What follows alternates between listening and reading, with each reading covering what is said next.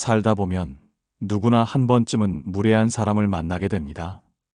분명 아무 잘못도 없는데 마치 내가 잘못한 사람인 것처럼 다그치고 존중받아야 할 자리에 서 있으면서도 하찮게 취급당하는 순간이 있습니다. 여러분은 그럴 때 어떤 감정을 느끼시나요? 속으로는 울분이 치밀지만 겉으로는 웃으며 넘겨버린 적 또는 참는 게 현명한 처세라고 스스로를 위로한 적 있으실 겁니다. 그러나 중요한 건 그렇게 계속 참다 보면 상대는 더 대담해지고 여러분은 점점 더 자신을 잃어간다는 사실입니다. 상담실에 찾아온 40대 여성 김수진 씨의 사례를 들려드리겠습니다. 그녀는 직장에서 성실하고 따뜻한 동료였습니다. 늘 분위기를 맞추려 애썼고 작은 부탁도 흔쾌히 들어주었습니다. 하지만 어느 날 회식 자리에서 상사가 농담처럼 말했습니다. 수진 씨는 그냥 시키는 일 잘하는 게 최고야. 리더 자리는 안 어울려. 사람들은 웃었지만 그녀의 마음은 무너져 내렸습니다. 나는 더 이상 존중받지 못하는구나. 그녀는 집으로 돌아오는 길에 눈물이 터졌습니다. 여러분, 무례함은 작은 농담처럼 보일지 몰라도 그 안에는 상대의 진짜 마음이 담겨 있습니다. 한 번 허용하면 두 번이 되고 결국은 당연한 취급이 되어버립니다. 철학자 세네카는 이렇게 말했습니다. 타인이 나를 어떻게 대하는지는 내가 허용한 만큼이다. 이 말은 곧 여러분이 어디까지 허용하는지에 따라 상대의 태도가 결정된다는 뜻입니다. 오늘 우리는 무례한 사람들이 다시는 여러분에게 함부로 대하지 못하게 만드는 철학적 지혜를 이야기하려 합니다. 단순히 감정을 억누르거나 화를 내는 방식이 아닙니다. 여러분이 스스로를 존중하고 삶의 기준을 바로 세울 때 상대는 감히 넘보지 못합니다.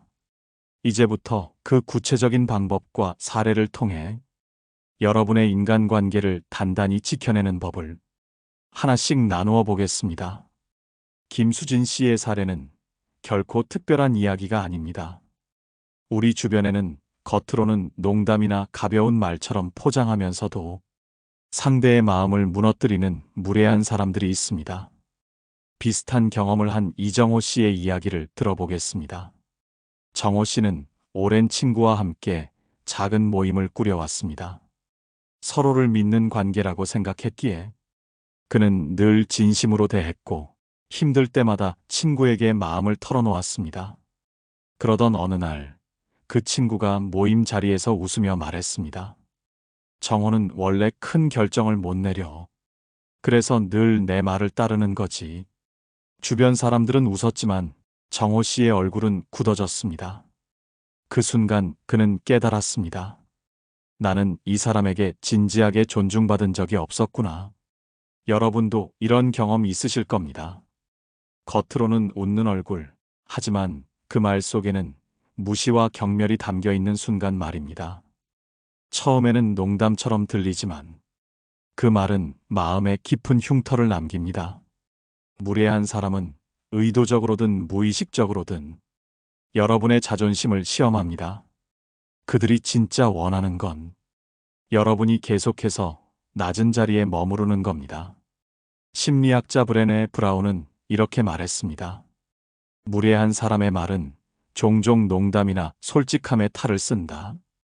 그러나 그것은 결코 웃어넘길 가벼운 문제가 아니다. 즉, 무례함을 처음부터 대수롭지 않게 여긴다면 결국 그것은 여러분의 일상이 되고 자존감은 조금씩 무너집니다. 정호 씨는 그날 이후 결심했습니다. 나는 더 이상 이런 농담에 웃어주지 않겠다. 그리고 내 자리를 스스로 지켜내겠다. 그는 웃으며 받아주던 습관을 멈추고 그런 말은 듣고 싶지 않아. 라는 짧고 단호한 한마디를 던졌습니다. 놀랍게도 그 뒤로 그 친구는 더는 공개석상에서 무례한 말을 하지 않았습니다. 여러분, 무례한 사람을 바꾸는 것은 큰 행동이나 격한 반응이 아닙니다. 내 마음의 경계를 분명히 보여주는 작은 한마디, 작은 태도에서 시작됩니다. 오늘부터는 농담처럼 포장된 무례도 그냥 흘려듣지 마시길 바랍니다. 이제 이어서 또 다른 사례를 통해 무례함이 어떻게 관계를 잠식하는지, 그리고 그것을 끊어내는 방법을 살펴보겠습니다. 무례함이 어떻게 관계를 잠식하는지, 이번에는 한 50대 여성 박선영 씨의 이야기를 나누고 싶습니다.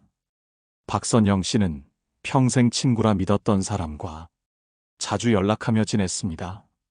어릴 적부터 함께 성장해온 사이였기에 서로에 대한 신뢰가 깊다고 생각했죠.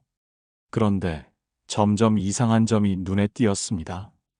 자신의 기쁜 소식을 전할 때면 그 친구의 얼굴에는 잠깐 스치는 미묘한 표정이 있었고, 곧이어 이런 말이 따라왔습니다. 좋겠다. 그런데 요즘은 그 정도로는 다들 해. 혹은 내가 운이 좋았지 뭐. 축하의 말처럼 보였지만 속에는 시기와 질투가 섞여 있었습니다.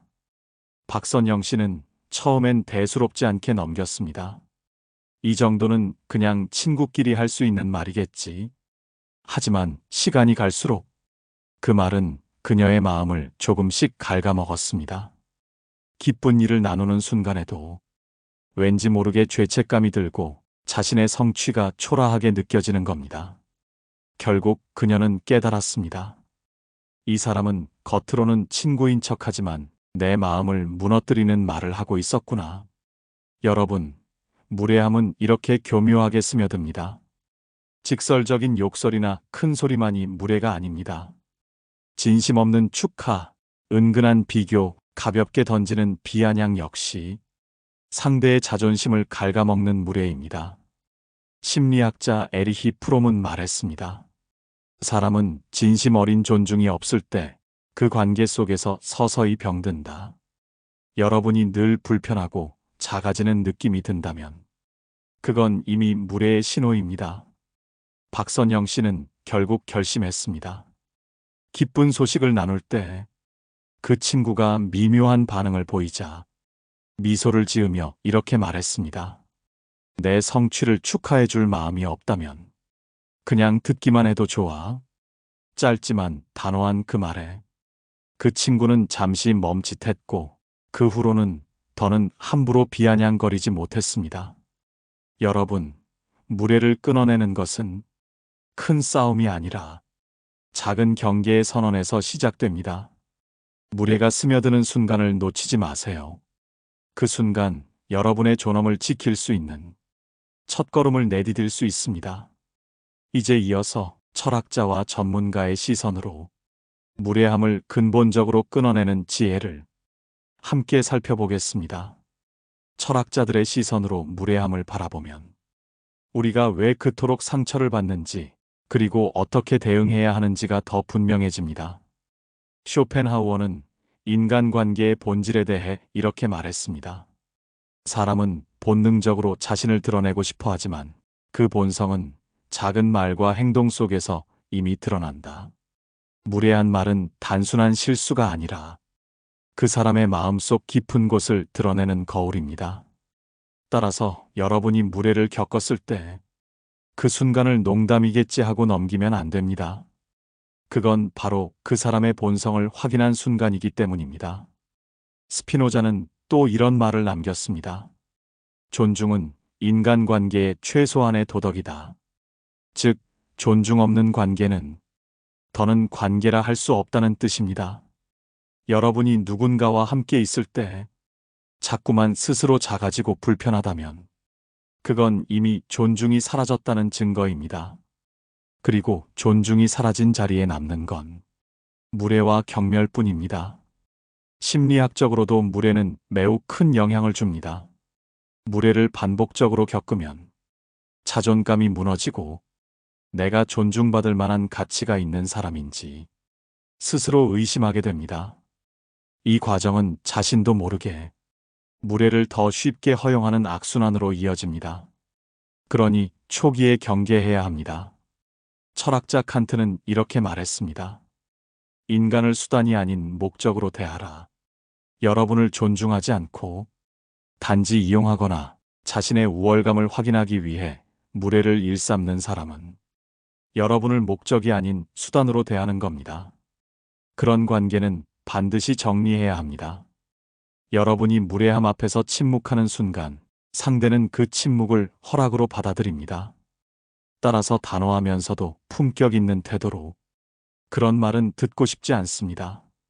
라고 말할 용기가 필요합니다. 이건 싸움이 아니라 나를 존중하라는 조용한 선언입니다. 이제 이어서 무례한 사람에게 다시는 함부로 대하지 못하게 만드는 구체적인 심리학적 방법을 살펴보겠습니다. 무례한 사람에게 다시는 함부로 대하지 못하게 하려면 철학적 통찰과 함께 심리학적 지혜를 실천해야 합니다. 심리학자 애덤 그랜트는 연구에서 무례함을 묵인하는 순간 상대는 그것을 허용된 권리로 착각한다. 라고 했습니다. 즉, 한 번 웃으며 넘어가면 그들은 더 대담해지고 여러분의 침묵을 허락으로 받아들이게 됩니다. 그렇다면 어떻게 해야 할까요? 첫째, 짧고 단호한 거절을 연습해야 합니다. 무례한 말을 들었을 때 긴 설명은 필요 없습니다. 그런 말은 불편하네요. 그건 듣고 싶지 않습니다. 짧지만 명확한 문장은 상대에게 분명한 경고가 됩니다. 여러분이 불쾌하다는 사실을 알아야 그들도 다시는 같은 태도를 반복하지 않습니다. 둘째, 침묵의 힘을 활용하기입니다.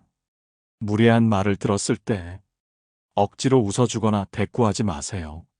잠시 조용히 바라보기만 해도 상대는 당황하며 자기 말을 의식하게 됩니다.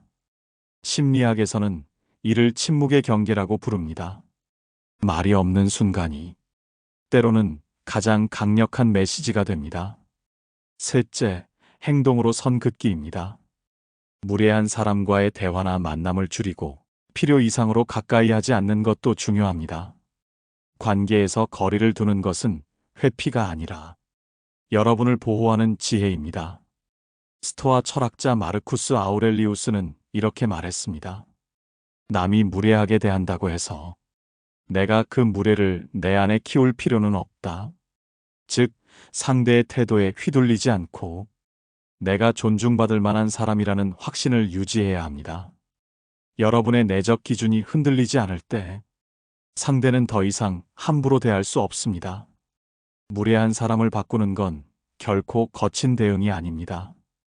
짧고 단호한 말, 의미 있는 침묵, 그리고 거리를 두는 선택. 이 세 가지가 여러분을 존중받는 자리로 이끌어 줄 겁니다.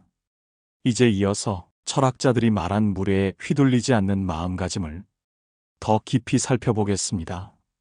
무례에 휘둘리지 않는 마음가짐은 외부의 태도에 흔들리지 않는 내적 힘에서 나옵니다. 스토아 철학자 에픽테토스는 이렇게 말했습니다. 사람들이 나를 어떻게 대하는지는 그들의 문제이지만 그것에 어떻게 반응할지는 나의 문제다. 즉, 상대의 무례는 여러분이 통제할 수 없는 영역이지만 그 무례를 받아들이는 방식은 여러분이 스스로 결정할 수 있다는 뜻입니다. 상담실에서 만난 60대 김영호 씨의 사례가 떠오릅니다. 그는 이웃과의 갈등으로 늘 마음이 무거웠습니다. 이웃은 사소한 일에도 트집을 잡고 공개석상에서 무례한 말을 서슴지 않았습니다. 처음에는 억울하고 분해서 같이 언성을 높이며 싸우기도 했습니다. 하지만 결국 그는 깨달았습니다. 싸움으로는 결코 내가 원하는 존중을 얻을 수 없구나. 그는 이후 태도를 바꿔 무례한 말을 들을 때마다 짧게 미소 지으며 그 말씀은 동의하기 어렵네요. 라고만 했습니다. 그의 차분한 반응에 이웃은 점차 무례한 언행을 줄여갔습니다. 여러분, 무례에 흔들리지 않는 힘은 분노로 맞서는 게 아니라 차분함 속에서 경계를 세우는 데 있습니다. 심리학에서도 이를 감정적 독립성이라고 부릅니다. 상대가 어떤 태도를 취하든 내 감정의 중심을 스스로 지키는 능력이죠. 니체는 이렇게 말했습니다. 나를 함부로 대하는 자에게 분노로 대응하는 것은 그를 나와 같은 수준으로 끌어들이는 일이다. 즉, 무례에 즉각적 분노로 반응하면 오히려 상대가 원하는 판에 말려드는 셈입니다. 그보다는 내 평온을 지키며 분명한 선을 보여주는 것이 더 큰 힘을 발휘합니다. 여러분도 기억하세요. 무례한 말에 상처받는 건 당연한 일이지만 그 상처에 휘둘리느냐 아니면 차분히 거리를 두며 내 자리를 지키느냐는 전적으로 여러분의 선택입니다. 이제 마지막으로 오늘 나눈 내용을 정리하고 여러분께 드리고 싶은 따뜻한 조언을 전하겠습니다. 오늘 우리는 무례한 사람들이 다시는 여러분에게 함부로 대하지 못하게 만드는 철학적 지혜에 대해 이야기했습니다. 먼저 사례를 통해 살펴본 것처럼 무례는 대놓고 욕설이나 공격으로만 드러나지 않습니다. 농담처럼 포장된 말, 진심 없는 축하, 책임을 떠넘기는 태도, 그리고 작은 자리에서 흘린 비아냥 속에도 그들의 본성이 숨어 있습니다. 철학자 세네카가 말했듯 타인이 나를 어떻게 대하는지는 내가 허용한 만큼이다. 여러분이 그 무례를 그냥 넘겨줄 때마다 상대는 그 허용 범위를 넓혀갑니다. 그러나 짧고 단호한 한마디, 침묵의 경계, 필요한 거리 두기만으로도 그들은 더 이상 쉽게 넘보지 못합니다. 심리학자 브레네 브라운은 건강한 관계는 경계 위에 세워진다 라고 했습니다. 경계 없는 친절은 결국 만만함으로 보일 뿐이고 존중은 분명한 선에서부터 시작됩니다. 여러분, 오늘 제가 드리고 싶은 핵심은 이겁니다. 무례를 참는 게 미덕이 아닙니다. 무례를 끊어내는 용기가야말로 여러분을 존중받는 사람으로 만드는 힘입니다. 그리고 그 힘은 결코 거친 말이나 싸움에서 나오지 않습니다.